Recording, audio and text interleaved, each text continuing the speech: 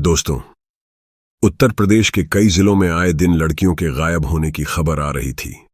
यह बात सन 2011 की है। चारों तरफ यही चर्चाएं हो रही थीं। लड़कियां कहीं से भी गायब हो जाती थीं। एक बार गायब हो गई तो वापस कभी नहीं मिलती थी। इसी बीच एक काबिल ऑफिसर, जिनका नाम मीनाक्षी यादव होता है, बतौर एसपी के पद पर उनकी एक जिले में पोस्टिंग होती है। दोस्तों, कहानी में नाम गोपनीय रखे गए हैं। यह काल्पनिक है। तो उधर से आईजी साहब के ऊपर भी दबाव बना हुआ था कि कैसे भी इस मैटर को सुलझाओ। वह 24 घंटे सिपाहियों को गश्त करने का आदेश देते हैं, लेकिन कोई फायदा नहीं होता। इसके बाद मीनाक्षी मैडम एक खतरनाक फैसला लेती हैं और खुद ही एक वैश्य का भेज बनाकर यूपी के हाईवे पर खड़ी हो जाती है। फिर दोस्तों, ऐसा गजब होता है कि पूरा का पूरा गिरह उनके जाल में फंस जाता है। लेकिन कैसे? मीनाक्षी यादव ने क्या किया था? आखिर लड़कियां कहां गायब हो जाती थीं? आइए जानते हैं पूरी कहानी की सच्चाई इस वीडियो में। लेकिन वीडियो में आगे बढ़ने से पहले आप सभी से निवेदन है कि आप वीडियो को एक लाइक कर दीजिए। और हमारे था वह लड़की वापस से मिलती ही नहीं थी। जिस घर से लड़कियां गायब होती थीं, बेचारे घर वाले थाने के चक्कर काटते रहते, लेकिन कुछ हासिल ना होता। अब आए दिन ही लड़कियों के गायब होने की खबर आने लगती है और थानों के चक्कर काटने वालों की संख्या बढ़ती ही जा रही थी। जनता में पुलिस को लेकर रोष बढ़ता जा रहा था। और आखिर पब्लिक कब तक बर्दाश्त करती दोस्तों? फिर वह दिन भी आता है जब पब्लिक इकट्ठी होकर रोड पर उतर जाती है और धरना प्रदर्शन करने लगती है।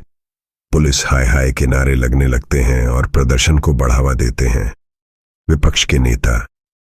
क्योंकि आपको मालूम तो होगा ही कि विपक्ष के नेता आग लगाने में माहिर होते हैं।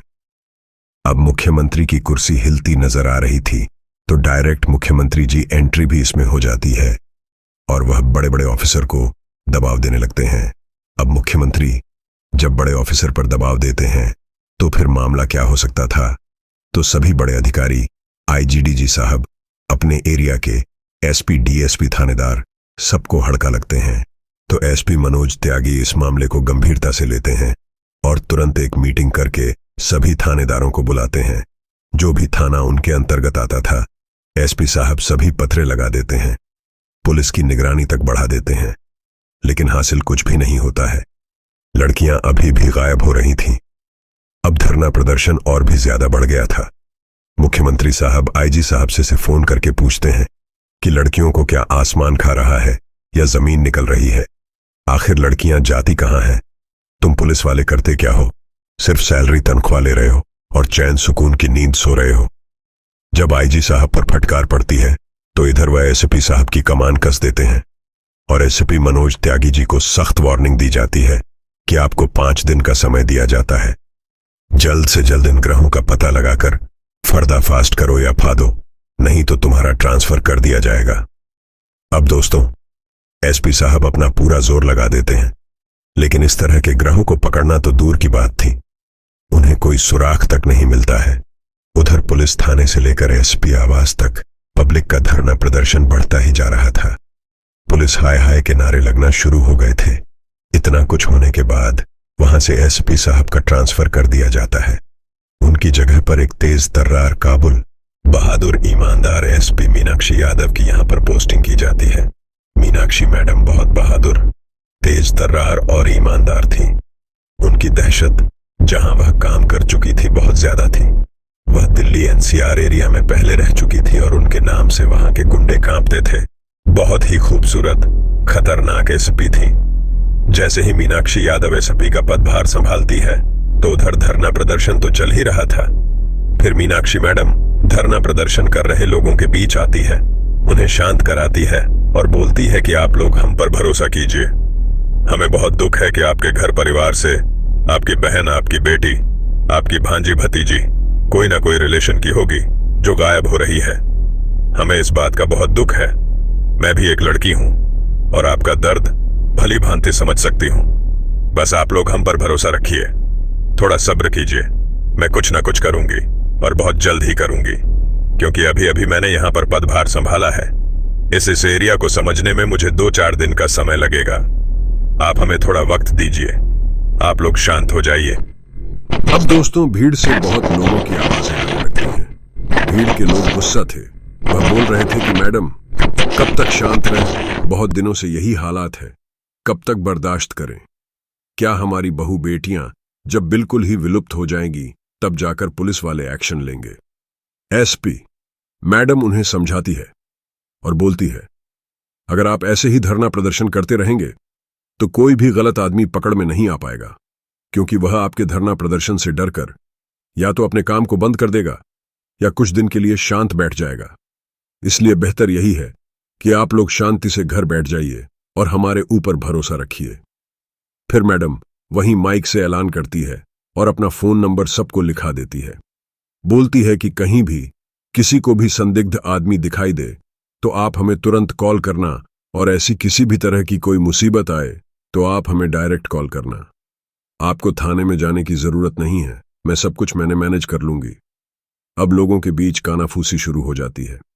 सभी लोग आपस में बात कर रहे थे कि जब इतने दिन से देख लिया है तो इन मैडम को भी एक बार मौका देकर जरूर देखना चाहिए।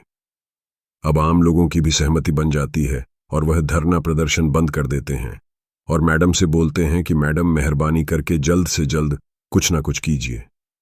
मैडम उन्हें संतोष देती है, लेकिन खुद भी बहुत टेंशन में आ जाती है कि आखिर गिरह को कैसे पकड़े, क्योंकि उनके पास कोई जादू की छड़ी तो है नहीं थी कि हाथ की एक हाथ से घुमाओ और गिरोह पकड़ में आ जाएगा।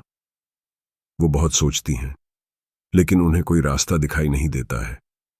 फिर वह अपने अंतर्गत आने वाले सभी थानों के दरोगा को बुलाती है। फिर इंस्पेक्टर दरोगा सभी पुलिस वालों से बोलती है कि आप सभी कोई ना कोई आइडिया मुझे दीजिए, आप सभी की सलाह में मानूंगी।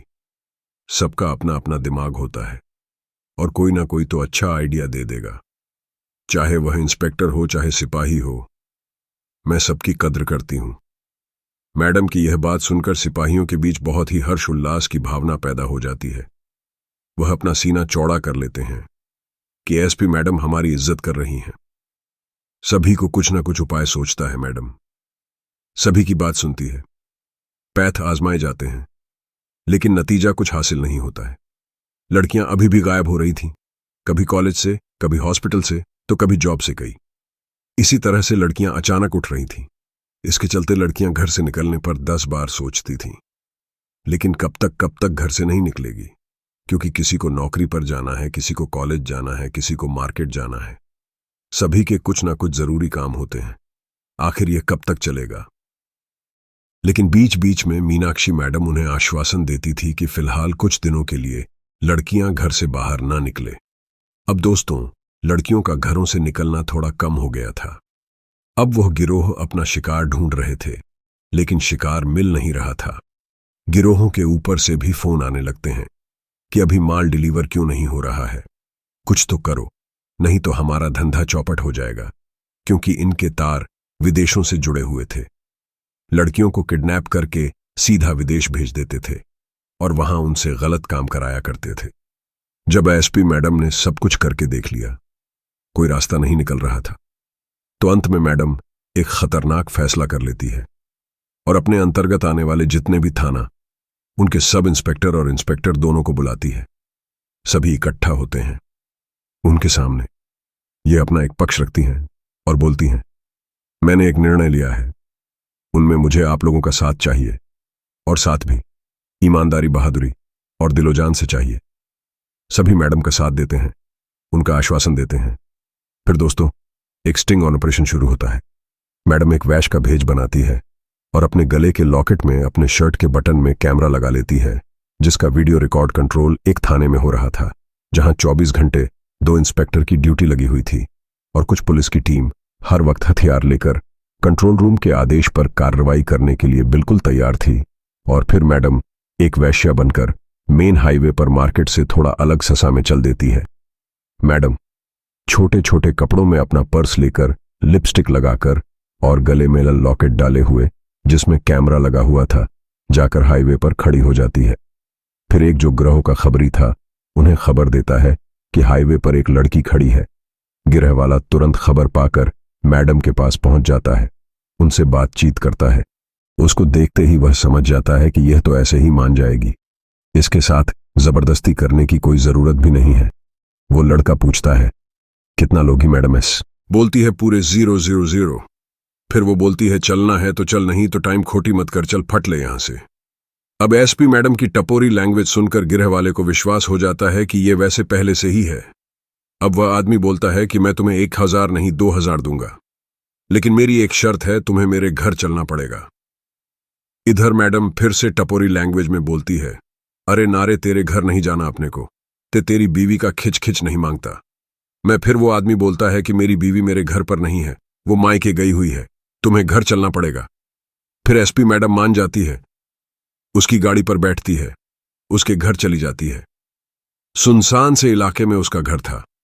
इधर कंट्रोल रूम से मैडम की टीम को भी आदेश मिल जाता है कि मैडम की लोकेशन ट्रैक करो। अब जो पुलिस की टीम थी वो मौके पर पहुंच उस घर को घेर लेती है। तभी वो आदमी बोलता है, मैडम ठंडा लोगी क्या? मैडम बोलती है, अबे नहीं, तू बस सादा पानी पिला दे।